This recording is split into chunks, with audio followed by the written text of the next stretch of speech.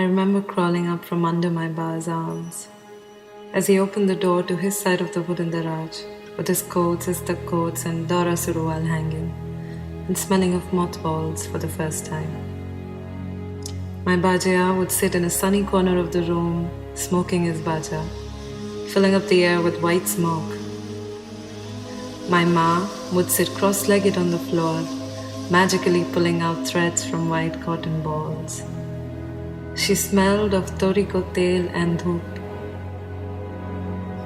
I remember my auntie perched in front of my mama, their faces so close, their breaths mingling, as she sang his favorite song. And my mama, always at his best, always at his calmest when with her, would follow her tunes in tongues we've never fully understood. I remember my sister and I used to trick our brother into sleep by making up names of booths that would come after little boys who wouldn't take afternoon naps, just so we could sneak out to play. During many of those games, I would see Mummy walk back from the work with her friends. Sometimes I stared at her face for so long, it turned into a face of a stranger, someone I'd like to get to know better. On occasions that Daddy visited Mamaghar, my sister would hide me under the sofa so that he would not take us back to his ghar that reeked of cigarettes and too many people playing tash all the time. There I waited and watched his feet as he made conversation that drifted to, "Where's Ujju?" And I would cover my mouth and giggle at how clever Ujju was, hiding right under his nose, never to be found by him. But Aunty always did.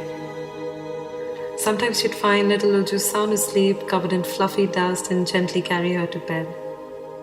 My sister, me, and my brother, we used to take turns sleeping right beside her and wake up in the morning smelling like her. That was my Mamaghar, the first ghar I called my ghar, till Aunty left, and Daddy decided he wanted us back at his ghar. At its quietest, when Ba's Mohammed Rafi songs were not playing, when Mama was not in his beatboxing mood, when Bajya wasn't complaining. Mamaghar sounded of tube lights, the swinging pendulum of the grandfather clock, and gurgles from the aquarium filter. It sounded a lot like that nowadays. Mamaghar has now shifted to a new, bigger ghar that does not smell of ratomato, Bajya's Bajaa, tori or Aunty. Abandoned, the aging father and the son who never grows up follow sunny corners in a room all day long, as it sounds of tube lights, a pendulum, the aquarium, and occasional "Ya ba,"